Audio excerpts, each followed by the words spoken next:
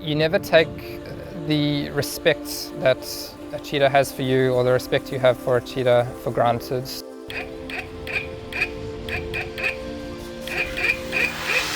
They are an apex predator, so you're always cautious, you're always wary, you're always respectful.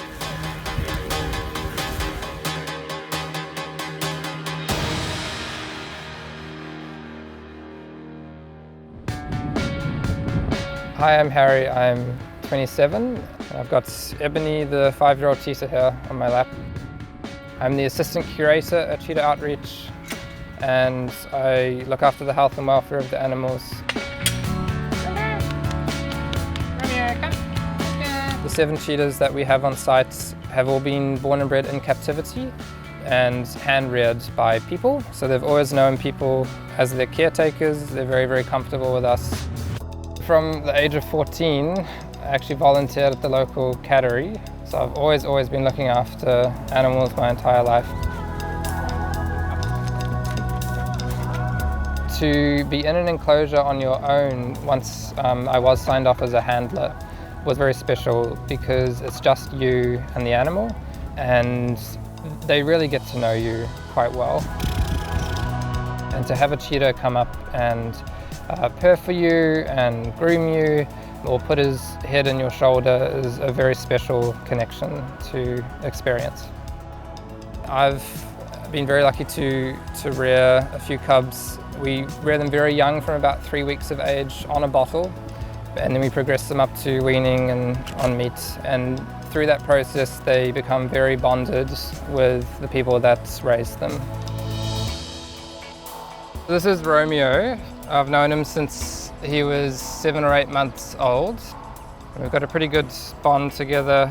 He's a sweetheart 90% of the time, but just like everybody, he does have his grumpy days. This is Rafiki. He's a 5-year-old male. Good fella. I'm quite lucky because Rafiki can be temperamental, but he really likes me. He greets me when I enter enclosures. Cheetah Outreach is an environmental education and conservation program that focuses on educating the public and public advocacy for the plight of the cheetah, as well as fundraising for conservation initiatives for the cheetah in the wild. Worldwide, there's only around 7,000 cheetah left, and considering that there were close to 100,000 at the turn of last century, it's a huge shame that their numbers are dwindling. It's just really important to make sure that they're comfortable. If they're comfortable, they tend to respect you back, and we've had no issues whatsoever. So the typical day at Cheetah Outreach is a morning start where we tend to the animals, which includes feeding, and then later on in the day we actually open up the facility for the public to come through. We're here early this morning to prep for a cheetah run. The volunteers are filling in some holes, and we're running a line around a motorized pulley system for them to chase. And then we'll bring some cheetahs through and hopefully they'll chase it. Animals in captivity have a lot of spare time, and these guys are fed every morning with pre-butchered meat, so they don't have the opportunity to run, which normally in the wild they'd be doing to predate or to run away from other predators. So it's really important for their welfare to give them the opportunity to express natural, innate behaviours.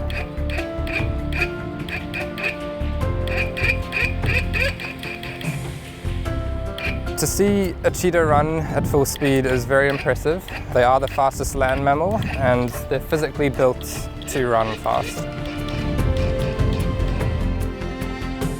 All of their physical adaptations are for speed.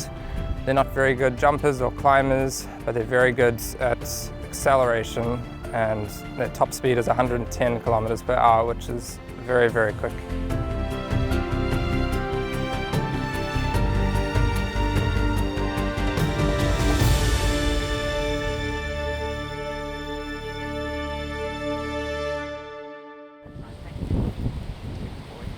We're just going to move Romeo after his run back to the ambassador enclosures, We rotate the cheetahs every single day, and then they get enrichment out of being in a new environment and smelling where cats have been the day before.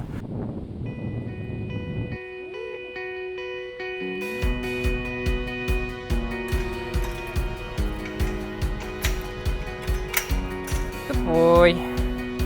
So that's all the morning husbandry done for the animals, so they're all well kept. And now we're going to move on to the rest of the day. So Romeo, our ambassador cheetah, is going to meet a function family of 5. The handling of animals and allowing interaction with people has come under some controversy, especially online.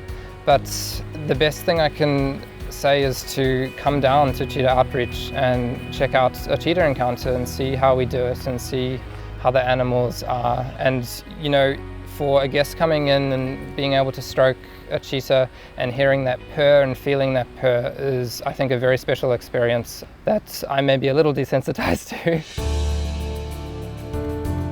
With any animal interaction, as a tourist, please research where you're contributing to first and why these animals are in captivity, and if it's a good, ethical, sound reason. And I believe for cheetahs that is the case, at least at Cheetah Outreach. With human habitats and human population exponentially increasing, all of these animals in the wild are losing their habitats.